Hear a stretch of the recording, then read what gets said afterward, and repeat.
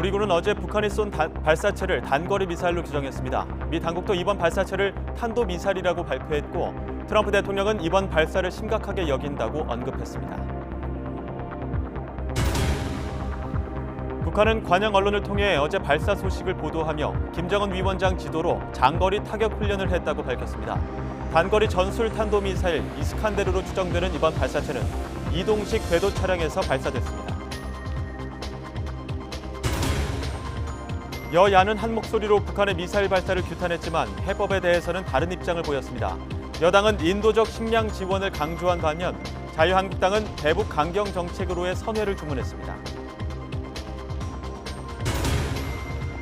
박근혜 정부 당시 친박 맞춤형 선거 정보 수집을 통한 선거 대책 수립과 불법 사찰 등 정치에 개입한 의혹을 받아온 강신명, 이철성 두 전 경찰청장에 대해 검찰이 동시에 구속영장을 청구했습니다. KT 채용비리 의혹 관련 수사를 맡은 서울 남부지검장의 장인이 KT의 티켓 채용을 청탁했던 사실이 밝혀졌습니다. 수사 과정에서 이 같은 사실이 드러나자 권익환 지검장은 곧바로 사실을 대검에 보고하고 업무에서 배제됐습니다. 미국이 중국에 대해 추가 관세 징수를 예고한 시한이 지난 상태에서 양국의 무역 협상이 좀처럼 진전을 보지 못하고 있는 것으로 전해졌습니다. 협상이 결렬될 경우 세계 경제에도 적잖은 파장이 예상됩니다.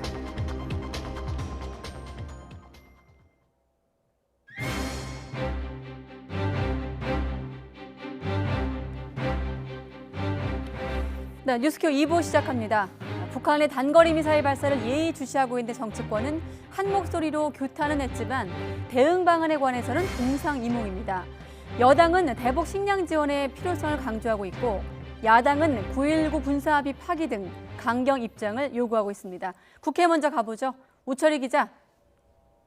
네, 국회입니다. 네, 여야 간의 동상이몽 어떻게 다른 겁니까? 네, 먼저 더불어민주당의 입장을 말씀드리면요. 이인영 원내대표는 오늘 현장 최고위에 앞서서 기자들과 만났습니다. 여기에서 한반도 평화에 역행하고 남북, 북미 관계 개선에도 전혀 도움이 되지 않는다며 북한의 도발 중단을 촉구했습니다. 다만 북한이 대화와 협상의 길로 나올 수 있도록 식량 지원이 즉각적으로 이루어져야 한다고 강조했습니다. 인도적 지원에 대해서는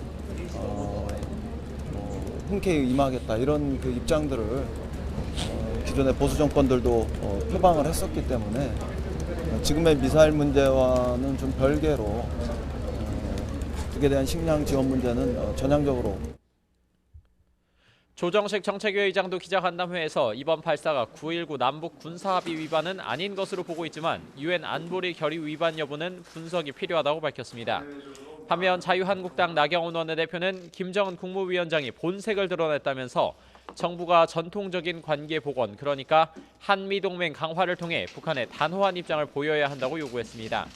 그러면서 9.19 군사합의의 파기와 안보라인 교체, 국제사회와의 공조를 통한 제재 유지와 전시작전 통제권의 조기 전환의 전면 재검토를 주장했습니다. 우리가 이 대북 정책이 한국 제일주의가 아니라 북한 제일주의였습니다. 이제 대한민국 국익을 중심으로 한 한국 제일주의 대북 정책으로 이제 복원해야 될 때입니다. 대구 경북에서 민생투쟁 대장정을 이어가고 있는 황교안 대표도 대북 식량 지원에 대해 엄중한 제재가 필요한 상황에 오판할 수 있는 일을 해서는 안 된다고 반대 입장을 분명히 했습니다. 하지만 바른미래당 손학규 대표는 북한이 즉각 도발을 중단하고 대화와 외교로 문제를 해결하는 성숙한 모습을 보여야 한다면서도 인도적인 식량 지원은 필요하다는 입장을 피력했습니다. 이런 가운데 군과 국정원은 북한의 미사일 발사 관련 내용을, 또 김현철 통일부 장관은 식량 지원 등 대북 현안을 국회에 각각 보고했습니다. 네, 그렇군요. 그런가 하면 문재인 대통령이 어제 대담에서 제안을 했죠. 대통령과 여야 대표 간의 회동에 대해서도 서로 입장이 갈리더라고요. 네, 민주당 이해찬 대표는 문 대통령과 여야 지도부 간의 대북 식량 지원 문제 논의를 위한 회동 제안을 적극 환영한다는 입장문을 냈습니다. 대북 정책 협력의 기반을 마련하고 추가 경정 예산안과 탄력 근로제 단위 기간 확대 등 시급한 민생 현안에 대해서도 폭넓은 대화가 이루어지길 바란다고 밝혔습니다. 그러면서 한국당도 이번 청와대 회동을 계기로 장외투쟁을 즉각 중단하고 국회로 돌아와 민생 현안 처리에 협조해야 한다고 압박했습니다. 하지만 한국당 황교안 대표는 대북 식량 지원이라는 의제가 합당하지 않다면서 사실상 거부 입장을 밝혔습니다. 국정 전반에 대한 잘못된 문제들을 논의한다면 얼마든지 응할 수 있다면서도 대북 식량 지원 문제만 논의하겠다면 무슨 의미가 있냐는 겁니다. 한국당 핵심 관계자도 진정하게 제1야당의 이야기를 들으려면 거기에 맞는 형식도 중요하다면서 대통령과의 단독 회담을 요구했습니다. 같은 야당이지만 한국당과 달리 바른미래당 손학규 대표는 문 대통령의 회동 제안을 환영한다는 입장입니다.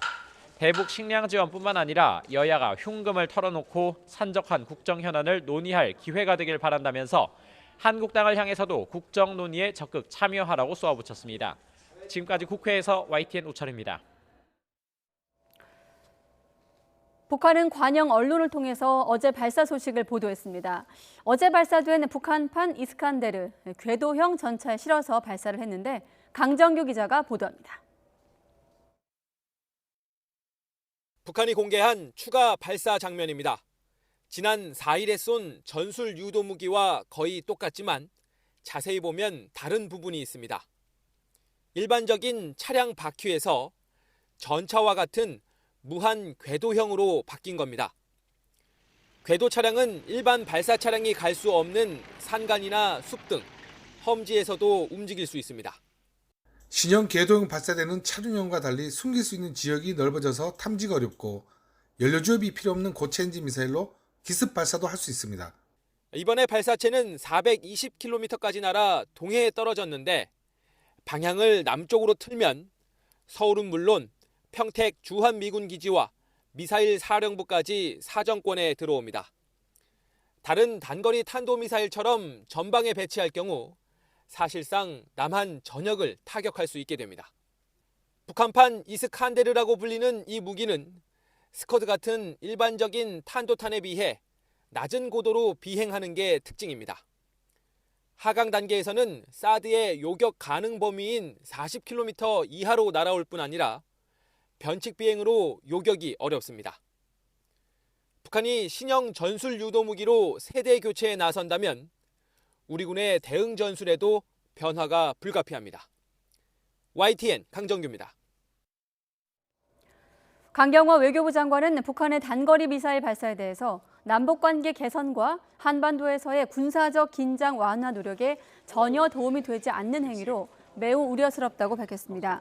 강 장관은 오늘 외교부 청사에서 스티븐 비건 미 국무부 대북정책 특별대표와 만나 이같이 말했다고 외교부가 밝혔습니다. 강 장관은 이어 남북미 간 완전한 비핵화와 항구적인 평화 정착을 위한 진지한 대화가 중요하다고 강조했습니다. 비건 대표도 이에 공감을 표하고 북한이 협상으로 복귀할 수 있는 문은 여전히 열려 있다고 밝혔다고 외교부는 설명했습니다.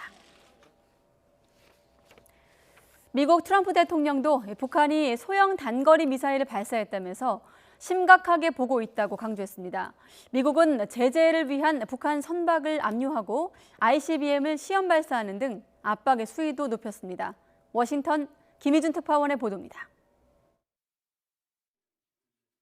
북한이 닷새 만에 추가로 발사체를 쏘아올린 지 8시간만 트럼프 대통령은 이를 단거리 미사일로 규정하며 매우 심각하게 보고 있다고 밝혔습니다. We're looking at it very seriously right now. They were smaller missiles, short-range missiles. Nobody's happy about it, but we're taking a good look and we'll see. 또 북한이 협상할 준비가 돼 있지 않다며 우회적으로 압박했습니다. I know they want to negotiate. They're talking about negotiating, but I don't think they're ready to negotiate. 북한의 엄청난 경제 잠재력을 거론하며 북한이 이를 날려버리진 않을 거라는 말도 덧붙였습니다. 지난 4일 북한의 발사에 김정은 위원장이 약속을 지킬 것으로 믿는다며 절제했던 대응보다 경고의 수위는 높인 것으로 풀이됩니다. 다만 화염과 분노식의 맞대응은 자제하면서 여전히 대화의 문은 열어뒀습니다. 한편 미 법무부는 제재를 회피한 북한의 석탄 화물선 와이즈 어니스토어를 압류했다고 전격 발표했습니다. 국제 제재를 위반한 북한 선박에 대한 첫 압류 조치입니다. 미 공군은 북한의 추가 발사와 거의 같은 시각에 ICBM인 미니트맨 3를 시험 발사했습니다. 정기적인 시험 발사의 일환이라지만 대북 압박 행보와 무관치 않아 보입니다. 협상의 판은 깨지 않겠지만 그렇다고 양보하지도 않겠다. 이렇게 대화로 손짓하며 압박의 강도를 높이는 미국의 손을 북한이 확실한 당근 없이 덥석 잡기란 쉽지 않다는 관측이 나옵니다. 워싱턴에서 YTN 김유준입니다.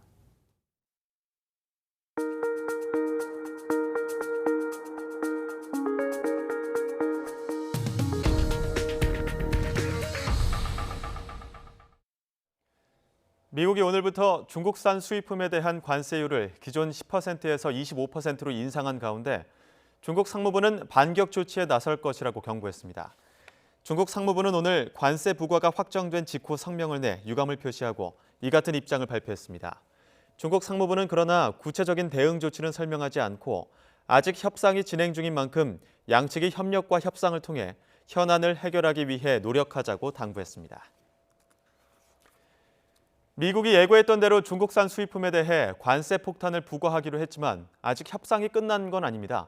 이미 중국을 출발한 선박에는 인상된 관세가 적용되지 않기 때문인데 최종談판을 앞두고 양측 분위기는 그렇게 나빠 보이지 않습니다. 박철원 기자가 보도합니다. 관세 폭탄안을 꺼내 흔들면서 중국을 강하게 밀어붙이던 미국. I happen to think that tariffs for our country are very powerful. You know, we're the piggy bank that everybody steals from, including China.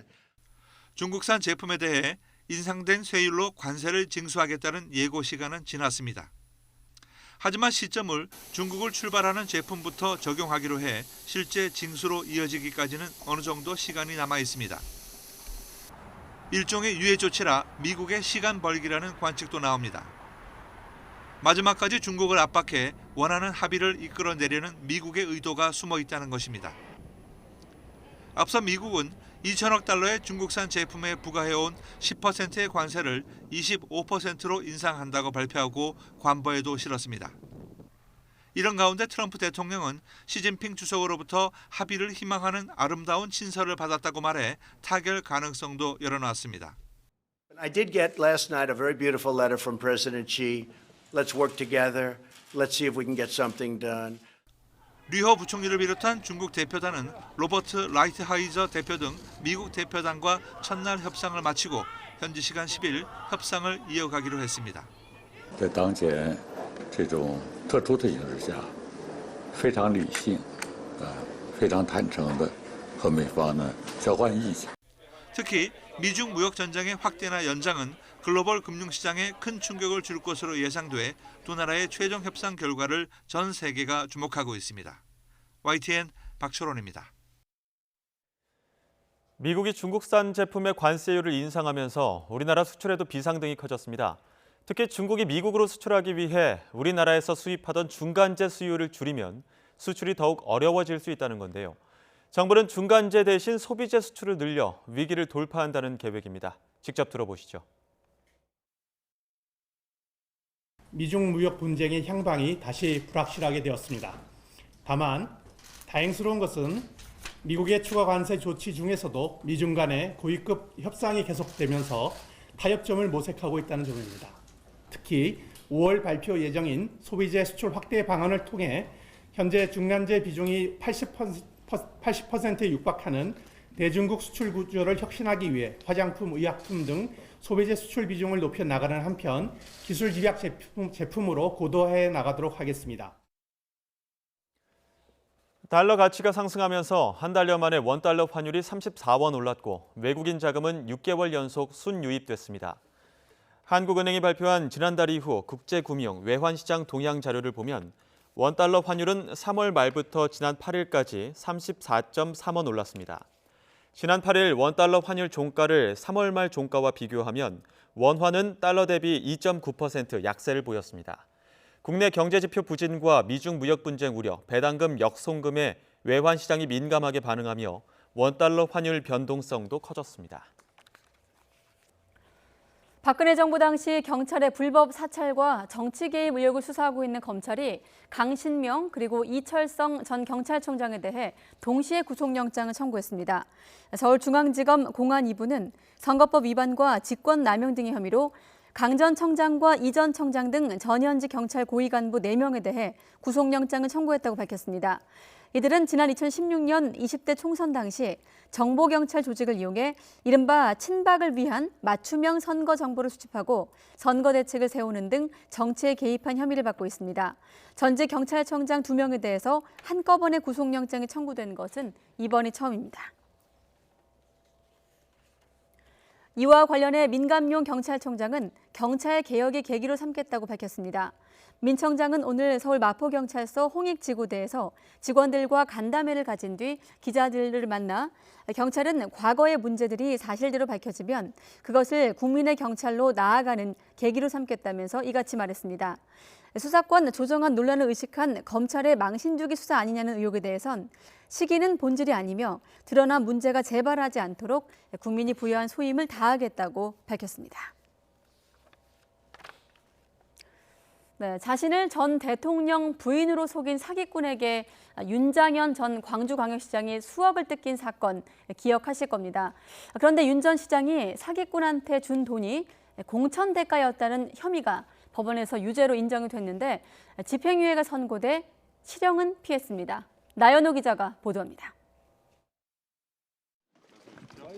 윤장현 전 광주광역시장이 굳은 표정으로 법정을 향해 들어갑니다.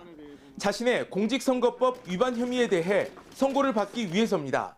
1심 재판부는 결국 윤 전 시장에게 죄가 있다고 보고 징역 1년에 집행유예 2년을 선고했습니다. 시민들 좀 현실감이 클 것 같아요. 어떻게 생각하시나요? 여러 가지로 죄송합니다. 재판부는 윤 전 시장이 권양숙 여사로 믿었던 사기꾼에게 건넨 4억 5천만 원을 공천 대가로 받습니다. 윤 전 시장이 사기꾼과 주고받은 문자 메시지에 공천을 암시하는 내용이 여럿 있었기 때문입니다. 또 정치적 상황이 불리해질 때마다 윤 전 시장이 사기꾼에게 도움을 요청한 점도 유죄의 근거가 됐습니다. 그동안 윤 전 시장은 노무현 전 대통령과의 인연으로 도운 것뿐이라고 주장해왔습니다. 하지만 재판부는 노 전 대통령과 윤 전 시장이 함께 정치활동을 하거나 사적으로 친밀한 관계가 없다고 판단했습니다. 권 여사 목소리나 전화번호도 몰라 사기꾼에게 속았고 갑작스러운 무리한 요구를 확인조차 안 한 점을 볼 때 긴밀한 관계가 아니라는 겁니다. 법원은 산하기관에 사기꾼 자녀를 채용하게 한 혐의에 대해서도 징역 6월에 집행유예 1년을 선고했습니다. YTN 나연호입니다. 백원우 전 청와대 민정비서관에게 명예훼손 혐의로 고소를 당한 김태우 전 수사관이 진실을 막기 위한 억지 고소라고 주장했습니다. 김 전 수사관은 오늘 오후 2시 피고소인 신분으로 서울 남대문경찰서에 출석하면서 이같이 말했습니다. 앞서 김 전 수사관은 지난 1월 백 전 비서관이 청와대 반부패 비서관실에 입수한 민간기업 관련 첩보를 경찰로 넘기도록 지시했다는 허위 사실을 퍼뜨린 혐의로 고소당했습니다. 이에 대해 김 전 수사관은 부당한 지시를 받았다는 사실을 언급한 거라며 백 전 비서관의 주장을 방어할 충분한 근거가 있다고 말했습니다. 삼성바이오로직스의 분식회계 의혹과 관련해 증거를 인멸하도록 지시한 혐의를 받고 있는 삼성전자 임원들의 구속 여부는 이르면 오늘 결정이 됩니다. 서울중앙지방법원은 오늘 오전 10시 반부터 증거인멸 등의 혐의로 구속영장이 청구된 삼성전자 사업지원 TF 백모 상무와 보안선진화 TF 서모 상무에 대해 구속영장 심사를 벌이고 있습니다. 백 상무는 증거인멸 과정에 윗선 지시가 있었느냐는 취재진 질문 등에 아무런 대답 없이 법정으로 들어갔습니다. 두 사람은 지난해 검찰 수사에 앞서 삼성바이오로직스 공용 서버를 공장 바닥에 은닉하는 데 개입하거나 삼성바이오 에피스 직원들의 휴대전화와 노트북을 검열해 회계 자료를 삭제하도록 지시한 혐의를 받고 있습니다. KT 채용비리 의혹과 관련해 수사 책임자인 지검장의 가족도 특혜 채용을 청탁했던 사실이 확인됐습니다. 지검장은 이런 내용을 자진 신고한 뒤 관련 업무에서 배제됐습니다. 이경국 기자가 취재했습니다. KT 채용비리 의혹은 서울 남부지검이 맡아 수사하고 있습니다.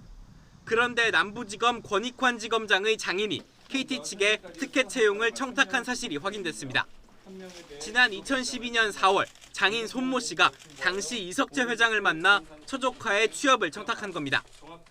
검찰이 현재까지 파악한 2012년 특혜 채용 대상자는 모두 12명. 손 씨의 처조카는 상반기에 채용된 3명 가운데 1명이었습니다.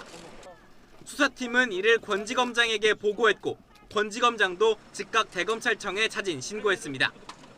이에 따라 권지검장은 휴가를 내고 관련 업무에서 배제됐습니다. 지난달 26일 검찰에 소환된 손 씨는 자신의 청탁 사실을 인정했습니다. 최근 구속 기소된 이석채 전 회장의 공소장에도 관련 내용이 포함됐습니다. 권지검장의 장인 손 씨는 판사 출신으로 오공화국대, 청와대 민정비서관 등을 지냈습니다. 다만 손 씨와 이 전 회장이 어떤 인연이 있는지는 아직 파악되지 않았습니다. 검찰 관계자는 남부지검 1차장 검사가 지검장의 직무를 대리했다면서 KT 채용비리 수사에 차질은 없을 것이라고 설명했습니다. 청탁자 대부분을 조사한 검찰은 의혹의 출발점인 자유한국당 김성태 의원의 소환 여부를 계속 고심하고 있습니다. YTN 이경국입니다. 첫 소환에서 자신의 혐의를 전면 부인했던 김학의 전 법무부 차관이 이번 주말 한 차례 더 검찰에 출석할 것으로 보입니다. 검찰 수사단은 김 전 차관을 대상으로 뇌물 혐의를 중심으로 조사한 뒤에 이르면 다음 주 초 구속영장을 청구할 계획입니다. 신지원 기자의 보도입니다. 5년 반 만에 다시 검찰에 나온 김학의 전 법무부 차관은 강도 높은 조사 끝에 14시간여 만에 귀가했습니다. 하지만 김 전 차관이 여전히 모든 혐의를 부인하면서 추가 조사가 불가피해졌습니다. 앞서 검찰은 핵심 관계자인 건설업자 윤중천 씨를 조사하면서 뇌물과 성접대 의혹에 관한 진술을 확보했습니다. 지난 2007년 초 김 전 차관이 목동 재개발 사업을 도와준다며 아파트 한 채를 요구했다거나 고가의 서양화를 건넸다는 주장입니다. 당시 재개발 사업이 실패하면서 실제 부동산을 받지는 않았지만 김 전 차관이 확실한 대가를 전제로 뇌물을 요구했다면 죄가 될 수 있습니다. 다음으로 김 전 차관이 윤 씨의 소개로 만난 여성과 성관계를 맺은 뒤 이를 입막음하려고 윤 씨가 여성을 상대로 제기한 1억 원대 소송을 포기하게 했다는 주장이 있습니다. 김 전 차관이 성관계 폭로를 막기 위해 제3자인 여성에게 이익을 제공한 것으로 해석할 수 있는 부분입니다.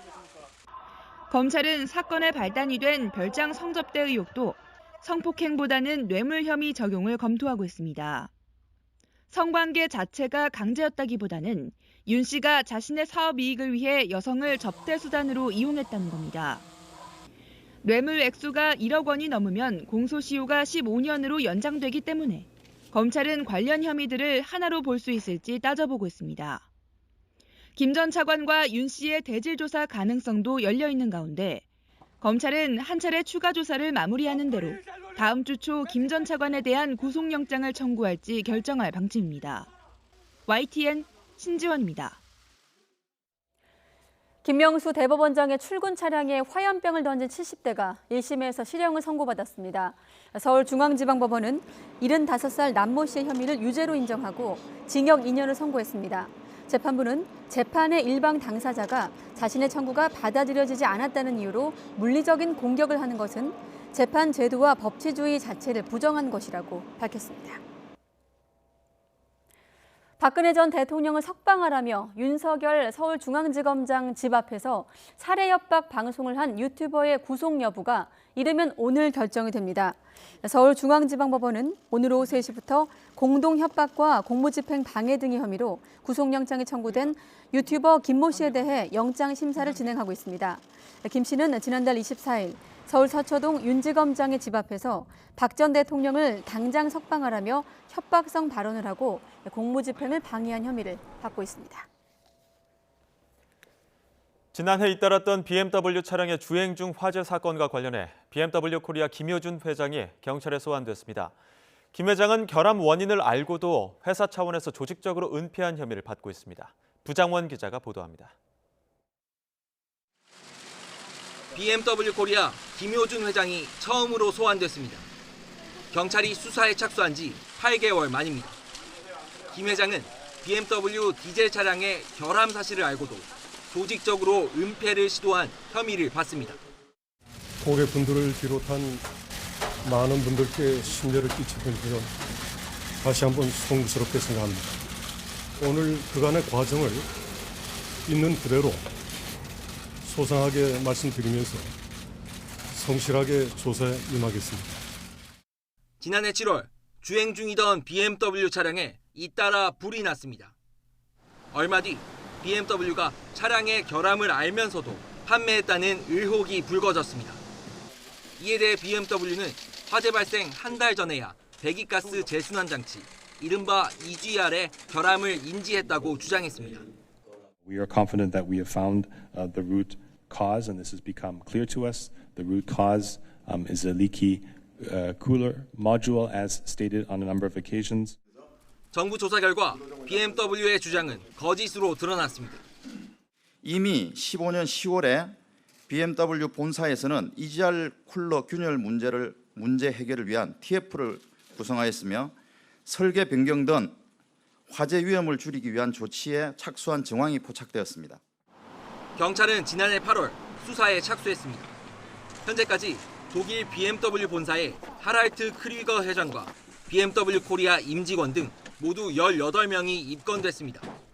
경찰 관계자는 모두 3차례에 걸쳐 BMW 코리아 본사와 서버 등을 압수수색해 의미 있는 증거들을 확보했다고 밝혔습니다. 김 회장을 상대로 조직적인 은폐 시도가 있었는지 캐물은 경찰은 조만간 신병 처리 여부를 결정할 방침입니다. YTN 부장원입니다. 네, 멀쩡하던 차가 리콜 서비스를 받고 오히려 고장이 났다면 어떨까요? 작년에 화재 사고로 운전자들을 공포에 떨게 했던 BMW 코리아 얘기인데요. 이 문제 취재한 기자와 함께 자세한 내용 알아보도록 하겠습니다. 경제부 홍선기 기자 나와 있습니다. 어서 오십시오. 네. 결함을 고치기 위해서 리콜 서비스를 받았는데 네. 오히려 리콜 서비스를 받고 차량에 이상이 생겼다. 어떤 내용인지 선뜻 이해는 안 되는데 어떤 내용입니까? 네. 이 BMW 코리아에서 판매하는 자동차 브랜드 가운데 미니라는 차가 있습니다. 이 미니 자동차가 특정 연식과 특정 모델에 대해서 리콜을 하고 있는데요. 이 작년에 떠들썩하게 했던 BMW 차량 화재 사건하고 같은 부품이 쓰였습니다. 그 모델에. 그래서 2월 달부터 리콜을 하고 있습니다. 그런데 리콜을 다녀온 차량이 소음이 심해지고 떨림 현상이 나타나는 등의 이상 증세가 나타난다는 소비자들이 늘고 있는 겁니다. 예. 소비자가 늘고 있다고 한다면 한두 건이 아니란 얘기 같은데 어떻습니까? 네, 이 미니 차량을 타는 사람들이 모여 있는 동호회, 블로그나 카페가 여러 개가 있습니다. 한 개가 아니라 온라인 동호회가 여러 개가 있는데 그 동호회 글을 들어가서 살펴보면 해당 블로그나 카페에 리콜이라는 단어를 쳐보면 서비스 받고 차에 이상이 생겼다는 글들이 심심치 않게 올라오고 있습니다. 이 앞서 말씀드린 것처럼 소음이 심해지거나 떨림 현상이 있는 것을 넘어서 연비가 절반 이하로 뚝 떨어지는가 하면 이 RPM이 급격하게 올라가는 등의 이상 증세가 나타나고 있는 겁니다. 심지어 한 차량 운전자는 시동이 꺼져버리면서 도로 한가운데 멈춰섰다면서 생명의 위협을 느꼈다고까지 하기도 했습니다. 예, 그 정도로 눈에 띄는 이상 증세라면 상황이 간단치는 않아 보이는데 리콜 서비스를 진행한 곳에서는 뭐라고 해명하던가요? 이 서비스 센터에서는 저마다 이 리콜 서비스와는 관련이 없다 이렇게 해명을 하고 있습니다. 제가 서비스 센터 한 곳을 직접 찾아가 봤는데요. 이 취재는 공식적으로 거부를 했습니다. 다만 차량 운전자에게는 이 공교롭게 리콜을 받은 시기에 차가 고장난 것 같다. 오비락이라 이런 설명을 하고 있습니다. 그런데 문제는 리콜 과정에서 이상이 생긴 차량을 이 줄을 잇고 있는데도 이런 현상이 서비스 센터 한 곳에서만 일어난 게 아니기 때문에 이 각 서비스 센터에서는 대부분 리콜에 문제가 없다는 답변만 하고 있는 겁니다. 그러면서 차의 이상은 부품이 고장난 것 때문일 수 있다면서 수백만 원씩 하는 부품을 한번 갈아보자 이렇게 권유하고 있는 겁니다. 네, 소비자들 입장에서는 리콜을 해준다고 해서 맡겼는데 오히려 받고 나서 이상이 생겼습니다. 이 상황에서 오히려 또 돈을 내고 이런 수리를 해달라고 한다면 당황할 수밖에 없을 것 같은데요. 네, 이 멀쩡하던 차를 리콜 받으러 갔다 와서 고장이 난 거에서 당황스러운 소비자들이 한 번 더 당황하는 게 그런 부분입니다. 차가 멀쩡했던 차가 고장이 나서 왔는데 수백만 원짜리 수리를 한번 해보자고 하는데 더 황당한 건 그걸 부품을 돈을 주고 내 돈을 주고 갈았을 때 차가 고쳐질 수 있느냐라고 물으면 그거에 대해서 장담할 수 없다 이렇게 얘기하면서도 부품을 한번 갈아보자 하니 소비자들은 참 답답한 노릇인데요. 한번 직접 한번 들어보시죠.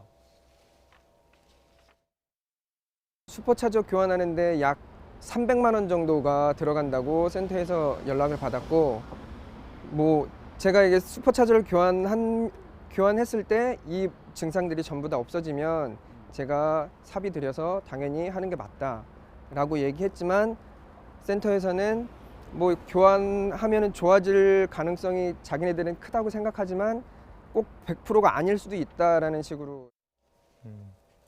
상황이 이 정도면 각각 서비스 센터가 문제를 해결할 게 아니라 BMW 코리아 본사 입장에서 해결을 해야 될 것 같은데 혹시 본사 해명은 없습니까? 네, 이 BMW 코리아가 미니 브랜드를 취급을 하고 있는데요. 이 본사의 해명이 더 고객들을 분통 터지게 하고 있습니다.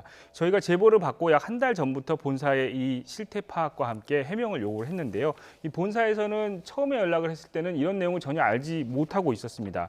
그래서 회사 측 해명을 들어주기 위해서 내용을 파악해 보고 원인이나 입장을 알려달라고 여러 차례 요청을 했지만 이 본사에서는 파악되는 게 전혀 없다는 말만 되풀이했습니다. 이 상황을 종합해보면 서비스 센터들이 고객 항의를 자체적으로 해결하고 본사에는 전혀 보고를 하지 않고 있기 때문인데요. 이 공식적으로 취재 협조 요청을 해도 확인되는 내용이 전혀 없다는 말만 되풀이하는 이 BMW 코리아 측의 태도 때문에 고객들이 더 분노하고 있습니다. 예, 혹 데려갔다가 오히려 혹 붙이고 온 격인데 결함 의혹이 있으면 오히려 무조건 덮으려고 할 게 아니라 전반적인 조사가 좀 필요할 것 같습니다. 지금까지 경제부 홍선기 기자와 함께 이야기 나눴습니다. 고맙습니다. 네.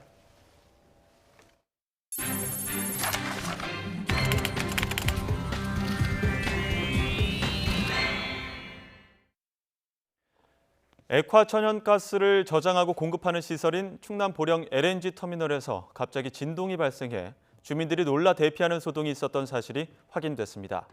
피해가 발생한 게 이번이 처음은 아닌데 주민들은 정신적 불안 증세까지 호소하고 있습니다.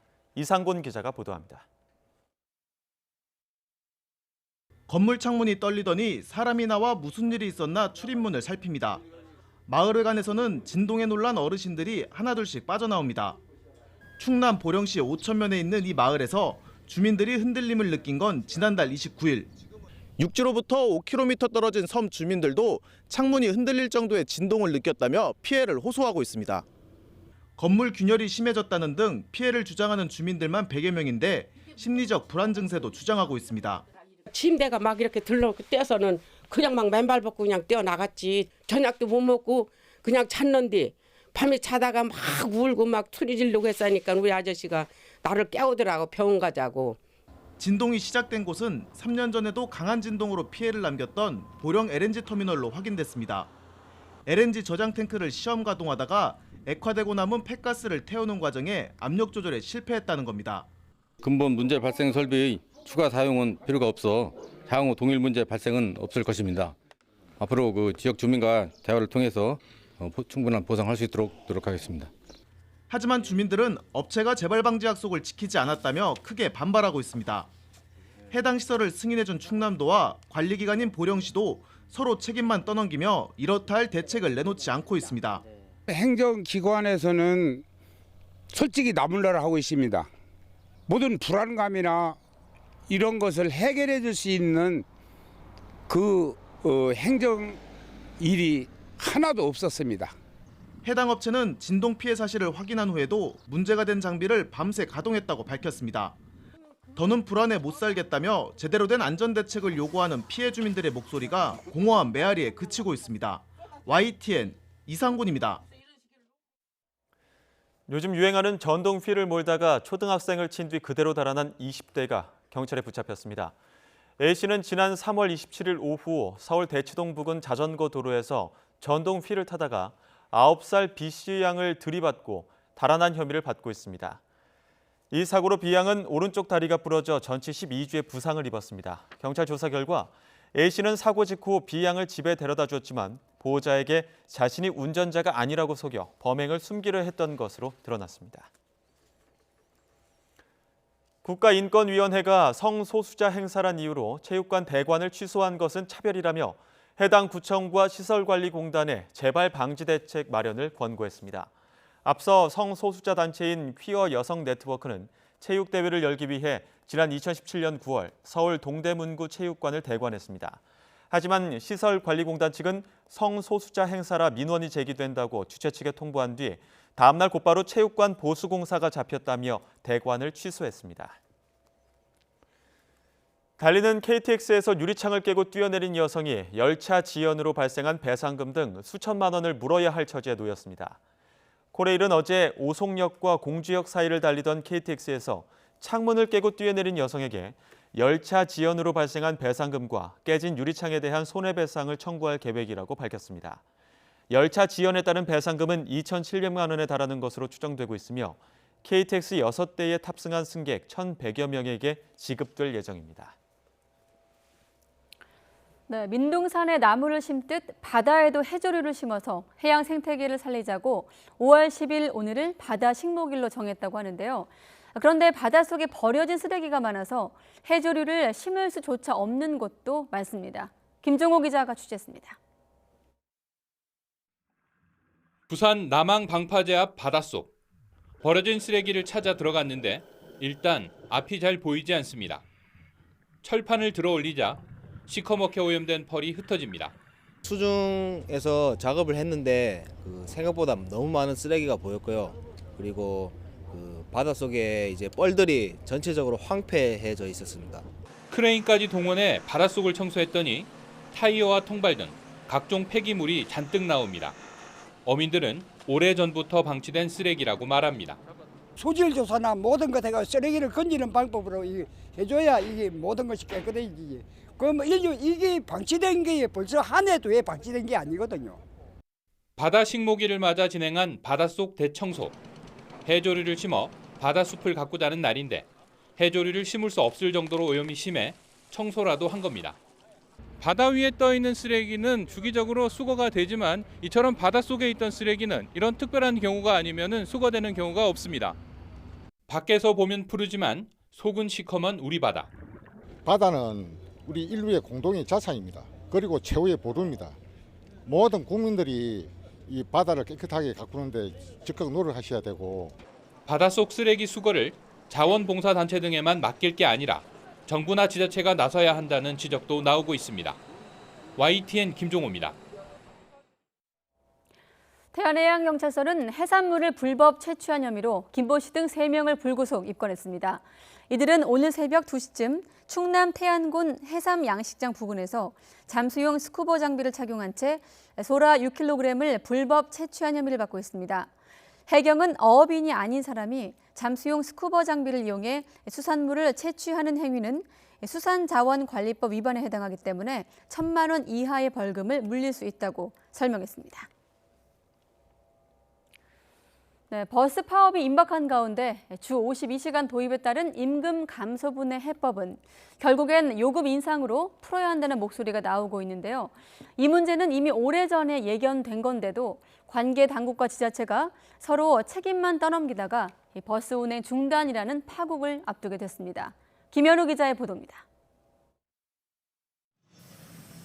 오는 7월부터 300명 이상 버스 업체의 최대 노동 시간이 현재 주 68시간에서 52시간으로 단축됩니다. 버스 노조는 시간 외 수당이 평균 30%가량, 즉 월 100만 원 이상 줄어들 것으로 우려합니다. 하지만 국토부는 오는 15일 파업을 예고한 전국 12개 지자체의 245개 버스 노조 대부분은 이미 주 52시간 근무를 시행하고 있으며 근로시간 단축 시행과 관계없이 임금 협상을 유리하게 하기 위한 것이라고 주장했습니다. 쟁점은 근로시간 단축에 따른 임금 감소분 보전과 인력 확충 재원을 어떻게 마련하느냐입니다. 국토부와 버스업계 분석 결과 내년까지 전국적으로 버스기사 7천여 명을 채용해야 주 52시간 체제에 맞출 수 있습니다. 이 가운데 300명 이상 버스업체가 22곳이나 있는 경기도는 당장 3,800명이 필요한 상황. 하지만 국토부는 버스 운송 사업에 대한 국고 지원 근거가 없다는 입장이고 경기도는 부정적 여론을 의식해 요금 인상에 난색을 표하고 있습니다.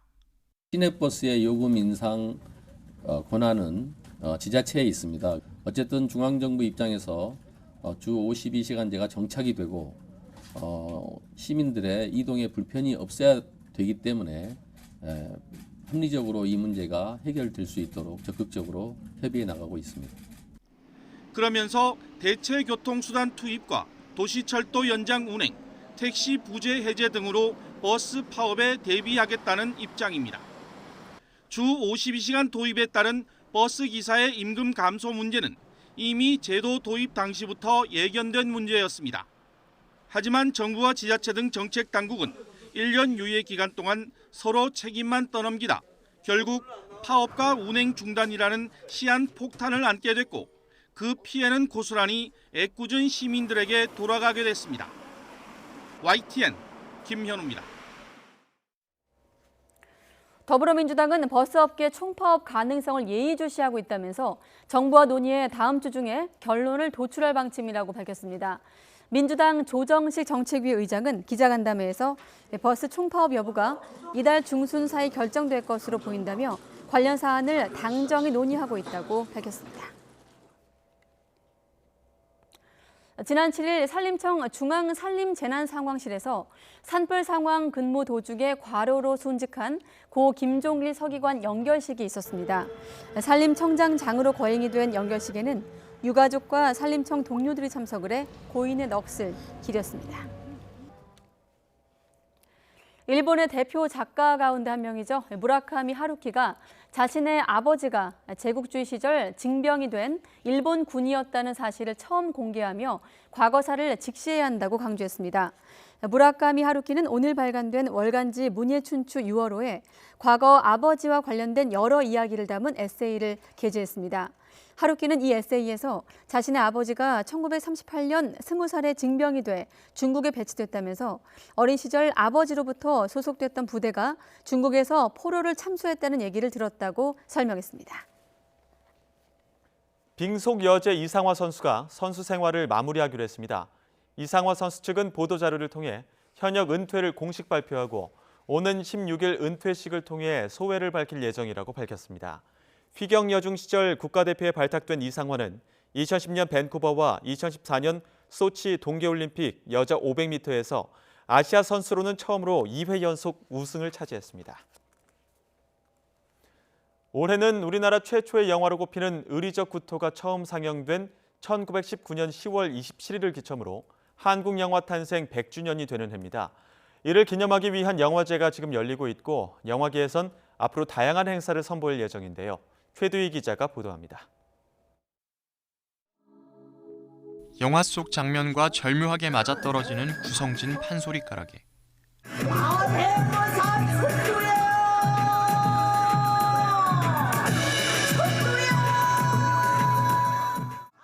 서양악기의 음색이 어우러집니다. 한국영상자료원이 2년에 걸쳐 복원한 신상욱 감독의 1961년작 성춘향에 우리 고유의 판소리와 타악기를 접목한 복합 공연을 선보인 겁니다. 이제 일렉트로닉 사운드로 전체 음악을 다시 이제 재구성을 해서 가장 오래된 판소리와 가장 현대적인 음악이 만나는 방식으로 공연을 만들어봤습니다. 한국영화 100주년을 기념해 자료원은 성춘향 등 디지털로 복원한 작품 32편을 상영하는 영화제를 열고 있습니다. 영화진흥위원회도 한국영화 100주년 맞이 행사 준비로 분주한 모습입니다. 지난달엔 100주년 기념사업의 윤곽도 나왔습니다. 영화적 스승 많은 분들과 함께 저희는 엄숙하고 또는 진지하게 그리고 미래에 대한 희망과 설레임으로 이 축하의 장을 마련하려고 합니다. 이에 따라 한국영화감독 100명이 100초짜리 영상 100편을 제작해 다양한 매체를 통해 상영하기로 했습니다. 한국 영화사의 주요 사건과 인물을 담은 다큐멘터리도 제작하고 기념우표도 발행할 예정입니다. 오는 10월 27일엔 한국영화 탄생 100년째 되는 날을 맞아 서울 광화문 광장에서 대대적인 축하 행사도 열 계획입니다. YTN 최두입니다.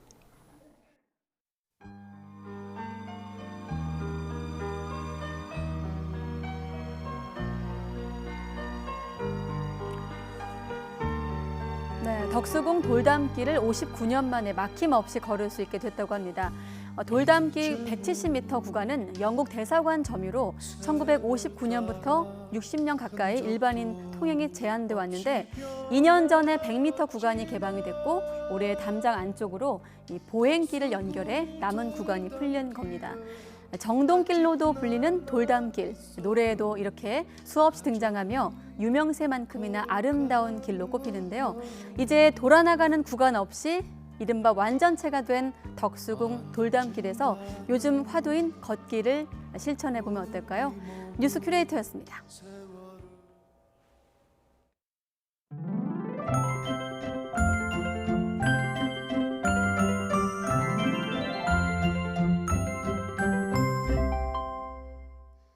오늘 부쩍 더워진 날씨에 벌써 여름이 온 건가 싶었는데요. 주말에는 오늘보다 기온이 오르면서 더 덥겠습니다. 주말인 내일 서울의 낮 기온은 28도까지 오르겠고 특히 부처님 오신 날인 일요일에는 기온이 29도까지 오르면서 올봄 최고 기온을 기록하겠습니다. 나들이 길에는 옷차림 가볍게 하시는 게 좋겠습니다. 내일 내륙은 종일 맑은 하늘이 이어지겠습니다. 다만 강원 영서에는 오후 한때 소나기가 지나는 곳이 있겠습니다. 강한 햇볕이 내리쬐면서 전국의 자외선 지수가 매우 높게 오르겠습니다. 외출 시에는 자외선 차단제를 꼼꼼히 바르시기 바랍니다. 자외선과 함께 미세먼지에도 주의하셔야겠습니다. 대기가 정체되면서 대기질이 탁하겠는데요. 수도권과 충남 지역은 오전에, 강원 영서와 충북 그리고 영남 지역은 종일 미세먼지 농도 나쁨 수준 보이겠습니다. 이 지역에 계신 분들은 미세먼지용 마스크 챙기시기 바랍니다. 내일 아침 기온은 예년보다 1에서 2도가량 높겠습니다. 서울 아침 기온 14도, 광주 13도, 부산 16도로 예상되고요. 낮 기온은 예년보다 2에서 6도가량 높겠습니다. 서울 낮 기온 28도, 광주 28도, 대구 29도까지 오르겠고 부산은 24도로 예상됩니다. 내일은 더위는 다음 주 초부터 누그러지겠고요. 당분간 맑은 가운데 예년보다 따뜻한 날씨가 이어지겠습니다. 지금까지 날씨 정보였습니다. 네, 뉴스큐 금요일 순서 마치겠습니다. 이어서 퇴근길 종합뉴스 전해드립니다. 함께해 주신 여러분 고맙습니다.